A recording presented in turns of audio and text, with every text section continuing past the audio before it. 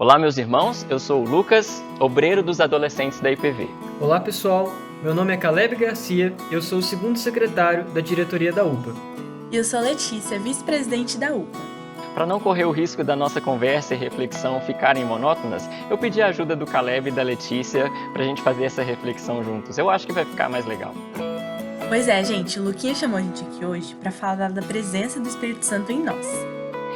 No início do mês de junho, em uma das minhas devocionais, eu fui guiado por alguns textos sugeridos pelo Lecionário, que é um devocionário que segue o calendário litúrgico da igreja.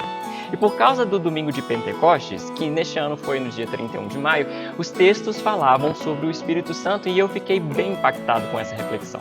Apesar de estarmos no que chamamos de tempo ordinário no calendário cristão, é muito relevante nós lembrarmos do quão precioso é o fato de que o Espírito de Deus habita em nós. Na verdade, é um grande presente isso, a gente ter o Espírito Santo morando na gente. Um presente que não era dado a todas as pessoas, mesmo se essas pessoas faziam parte do povo de Deus. Lá em Números 11, a gente vê bem isso, do Espírito Santo sendo derramado em apenas algumas pessoas.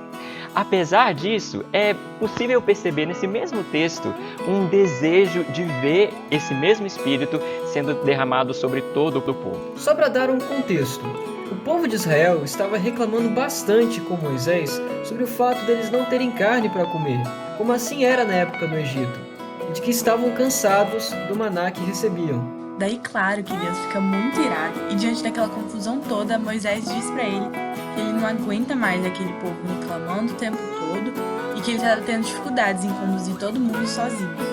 Então, Deus, ouvindo o pedido de misericórdia de Moisés, pede para que ele escolha 70 homens reconhecidos como autoridades em Israel. E no dia seguinte, Moisés reuniu estes 70 líderes diante da tenda do encontro que ficava fora do acampamento. E ali, Deus desceu numa nuvem. E depois de ter falado diretamente com Moisés, o que Deus faz é derramar do seu Espírito que habitava no próprio Moisés, também naqueles homens. Mas algo curioso acontece. 2 líderes que deveriam estar ali permaneceram no acampamento, mas mesmo assim eles receberam o Espírito Santo e começaram a profetizar. A notícia, que chegou rapidinho até Moisés, foi ouvida por Josué, que seria o futuro líder de Israel, que começou a protestar: Moisés, meu senhor, faça-os parar. Mas, gente, dá uma olhada na resposta de Moisés a Josué no versículo 29.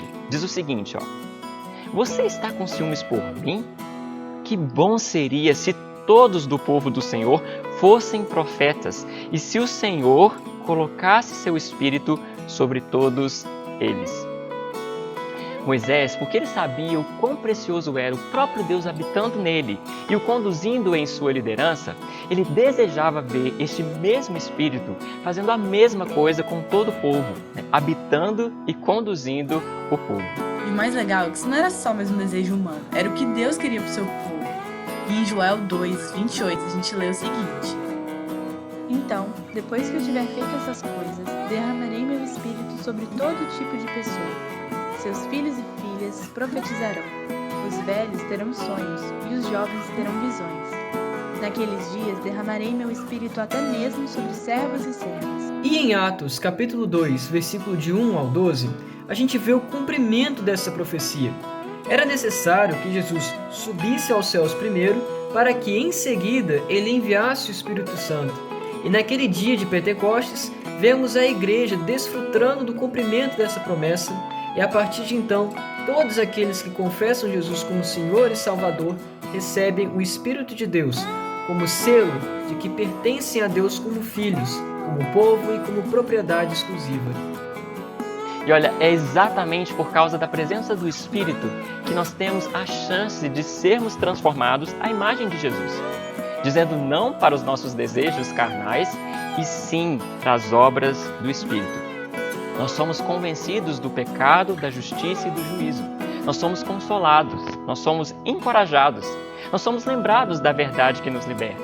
Nós somos capacitados para toda boa obra e capacitados também para a proclamação do Evangelho, porque o Espírito Santo habita dentro de nós.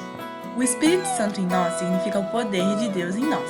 E é muito legal ver que esse poder tão único se expressa de maneiras tão diferentes. Em 1 Coríntios, capítulo 12, do versículo 4 a 6, lemos o seguinte: Existem tipos diferentes de dons espirituais, mas o mesmo Espírito é a fonte de todos eles. Existem tipos diferentes de serviço, mas o Senhor a quem servirmos é o mesmo. Deus trabalha de maneiras diferentes, mas é o mesmo Deus que opera em todos nós. Conscientes de todas essas coisas, eu acredito ser inevitável percebermos em nós pelo menos 4 posturas muito especiais. A primeira é o temor, um encantamento gigantesco diante da realidade assombrosa e graciosa de Deus vivendo em nós. A segunda é a da celebração. Se somos morada do Espírito Santo, é porque a obra redentora de Cristo foi eficaz. Fomos reconciliados com Deus e podemos vê-lo agindo em nós, através de nós e apesar de nós.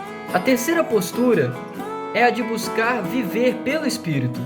Afinal, só é possível viver em santidade se o Santo Espírito nos santificar. E a quarta postura é a de depender. De depender de Deus, sim, claro, mas também uns dos outros.